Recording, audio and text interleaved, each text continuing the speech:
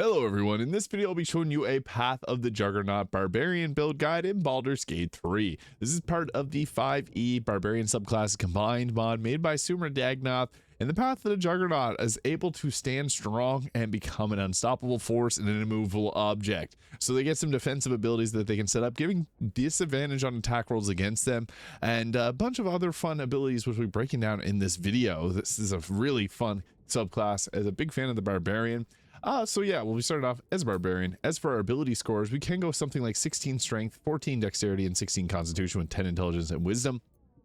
However, to increase our overall armor class, we can go with something like 16 Dexterity and 14 Strength instead, depending on what weapon you want to use early in the game. Two-handed swords are going to probably be your best, so strength would be the best to build around, but you can swap between them or even use strength potions if you want to dump your strength altogether and put the rest of the stats into your wisdom. It's entirely up to you how you go about that, but those would be the best, as the Barbarian is really benefited from having a high dexterity for better armor class alongside their constitution. Now, I'll be going through a full leveling guide for level 20 here, because it is level 20 support, although it doesn't add a ton of stuff since it's not a spellcaster, so this will be relatively quick. So danger sense, advantage on dexterity saving throws against trap spells and surfaces, and you get reckless attack, advantage on attack rolls, which you can use and apply, but attacks against you will get an advantage. Now for the subclass, we're going to be going with the Juggernaut here. So you get thunderous blows. While raging, you can push a creature hit by your melee attack 1.5 meters. Starting at 10th level, this becomes 3 meters. You also get the Spirit of the Mountain. While raging, you cannot be forcibly moved or knocked prone. And you also get this special rage, which enables you to get that. So I do have videos on the other subclasses of the 5th edition Dungeons & Dragons Barbarian subclasses made by Sumradagnoth there, so you can check those out if you want. At level 4, we get an ability score improvement, so go with either Constitution or Dexterity. I'm going to go Dex because we got a Constitution amulet, so we could alternatively dump Constitution Strength and put those points into your other stats to help out with the Wisdom saves, which are going to be the biggest threat to us. At level 5, extra attack and also fast movement, increasing our movement speed. Now you can, again, dump strength and use the strength potions. There's quite a few of them, and using mods, some people like to use strength potions often because they're a little bit easier to get in the game. At level 6, resolute stance. Enemies have disadvantage on attacks made against you, and you cannot be grappled, but your weapon attacks are made at disadvantage. So you can apply this, and enemies will have disadvantage against attacks on you, and you'll have disadvantage against them. This is more so to assume this is the defensive position if you need it. We also have Demolishing Might. Your melee attacks do an additional 1d8 to constructs and double damage to objects and structures. So, you know, you can't lockpick a door, break it down. Feral Instinct +3 to initiative, can't be surprised. This is basically a diet version of the alert feat. At level 8, we get ourselves a feat. We wouldn't take an alert. We'll actually go with dexterity because this will increase, again, armor class and our initiative. And if we use a dexterity weapon, it'll benefit that, or even just bows. At level 9, Brutal Critical. When you land a critical hit, you get an extra damage die. We're going to get more of those later on, higher levels. At level 10, you get the Hurricane Strike. When you push a target 1.5 meters or more, you can leap next to it using your reaction and knock it prone. Super cool. And you get the Hurricane Strike. When you push a target within into 1.5 meters of an adjacent space between an ally, your ally can use a reaction to make a melee weapon against them. So these Hurricane Strikes are awesome because you can jump towards them, or your teammates can attack them as well, which I'll show off in the combat section. We get Relentless Rage. If we get down, we come back up with 1 health point instead of actually going down. At level 12, we get ourselves another feat. I recommend Savage Attacker. Reroll your damage die. Use the highest result. It's just nice. At level 13, we get Brutal Critical 2, which gives us an additional damage die on our crits. We want to hit those as much as possible. At level 14, we get Unstoppable. When raging, your movement speed cannot be reduced, and you're immune to frightened, paralysis, or stunned conditions. If any of these conditions, you can still use a bonus action to enter rage. So if you get hit with frightened, you can rage and remove it, which is awesome. So bonus action ability there. Now, after level 14, we could add in like 6 levels of the fighter if you wanted something like the Battle Master to add on to this.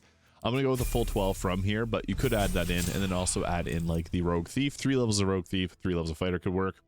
Persistent Rage. Your rage is so fierce that it only ends early if you fall. So if you end up going down, you can lose your rage. That's about it, instead of rage ending normally. We can add our next feat. There's actually quite a few options we could go with.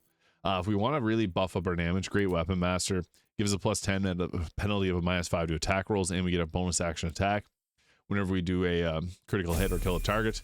It's pretty effective.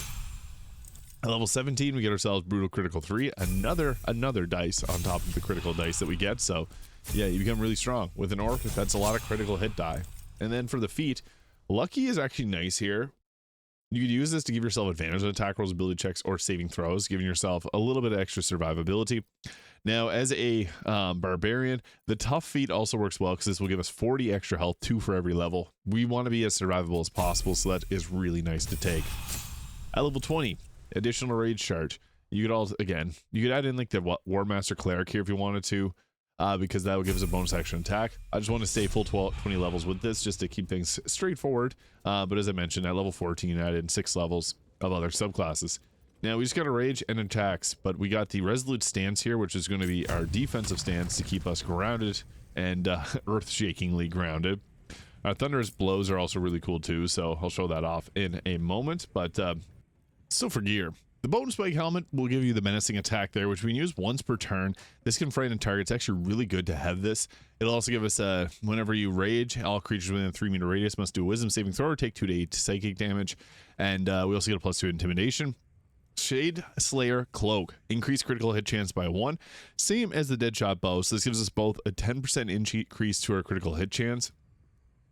Very useful because we get huge criticals. The Bone Strike Garb here gives us 15 temporary health when we rage and reduce all incoming damage by 2, and when the wearer is struck by a melee attack, the attacker takes 6 piercing damage. However, there's also the Vest of Soul Rejuvenation, so whenever we succeed on a saving throw, we get healed, and we can use a reaction to make an unarmed strike, although we use our weapon attack sometimes, and armor class +2. This probably is the best choice for overall armor, because this will give us 27 armor class here. I also have the Bracers of Defense, give a +2 bonus to armor class when we're not wearing armor or a shield, which we're going to use a 2-handed weapon, although if we take this off, we could go with the Legacy of the Masters. It's a medium armor, it's not really ideal. The Helldesk Gloves will give us additional fire damage, which fits Karlach very well.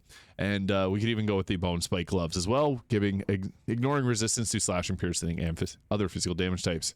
Bone Spike Boots will give us a +1 armor class when we're not wearing a shield, and increase our jump distance, and give us the Brutal Leap, which can knock targets prone, which actually fits very well here. Amulet of Greater Health will give us the 305 health with a critical hit ring and the Ring of Protection. And also, again, Baldur Giant Slayer, great sword. Early game, you can use Fortalvi's Wound Seeker, Seth in the Axe, a reference to JoJo's Bizarre Adventures, another cool one.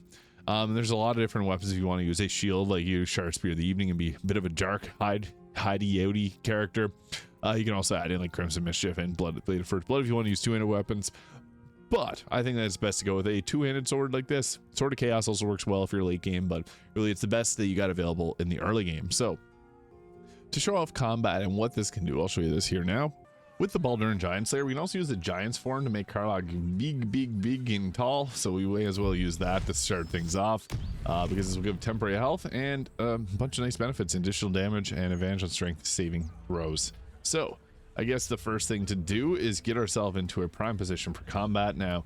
So for the things first, we're going to go right into our rage. Will give us the 4 additional damage on our melee and throwing attacks. So we'll get raging and then we'll get moving. So once we're in a rage, we got the thunderous blows on there. We got a resolute stance.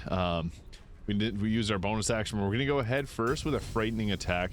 There's a target with a lot of health. Go and try to apply the frighten on them. Critically miss, but we can also, you can see here, leap next to a target and then knock them prone, so we can jump after them if we missed. Hilarious. So then we'll follow up with an attack while they're prone and somehow still miss them. Yeah, I guess a great weapon. Oh, I don't have a strength potion on that. Is exactly what's causing this. So you want to have the strength potion active to really ramp up your damage, otherwise you're not gonna have a great hit chance. So there we go, we got it corrected now. We have 90% hit chance whenever we have the strength potion active. This target is really weak, so I would not want to use my attack on it. I wish there was another way, but sometimes you just got to cut them down. So try to take this one out here, and boom, that pushes them really far, so we can start chasing down the rest of the targets here and protect our team. I love the pushing that you get from these attacks. They're awesome. We'll turn this critical mid into a critical hit there, which does that extra damage die, doing a 64 damage on a weapon attack. That is crazy. And then we'll follow it up against this target here, right in the face of our teammate there, and then we can use our reaction to jump after it. And again, this is super cool. Funny that it's auto saved there. They saved on the Hurricane Leap, which we'll just override with our own bonk, which we unfortunately missed there, and they missed us back. So yeah, I have my resolute stance on. You don't have this on all the time because this will give you disadvantage on attack rolls. So there we go. We got back to our 95% hit chance. Whenever you roll 2 die, the highest you can get is a 90. So yeah, not ideal. Now we're just gonna run around. I always want to use the menacing attack, preferably on a target that has a lot of health. We may just completely cut this one down. We didn't, so we fray them. That's fine. We can run off to another target here, which will just go ahead with a lacerating attack or just a regular attack here. What we want to do is try to force them into different positions. We just completely took them out there. Oh, they have 1 health left. That's unfortunate. We do have our bonus action attack as well. We don't have any movement speed, so we can't use our brutal leap there. So I guess we'll just go ahead and we'll just do our normal attack here. That's fine. And then I don't know if we have enough room. No, we don't. So we can't even hit them there. We should have probably used that and then did a bow attack. They calmed us down for a rage, and we can't have that. So what we're gonna do is we're gonna rage. It's funny because it'll give you a cool image in your character there. So we're now on fire raging, and Karlach will be on fire raging in here. So yeah, we're just gonna cut them back down. We got lots of different weapon abilities here, but you can see I love that push and then the jumped after them. So cool. We got mind broken there. It was not ideal. They calmed our emotions again, so that was kind of annoying. That's their held concentration. They don't want me raging, so I'm just going to cut them down normally. There it is. So that is the Juggernaut Barbarian subclass made by Sumradagnoth. Fantastic class mod, and I'm a huge fan of it. So let me know your thoughts in the comments. Hit the subscribe button below if you haven't already, and I'll see you all in the next one.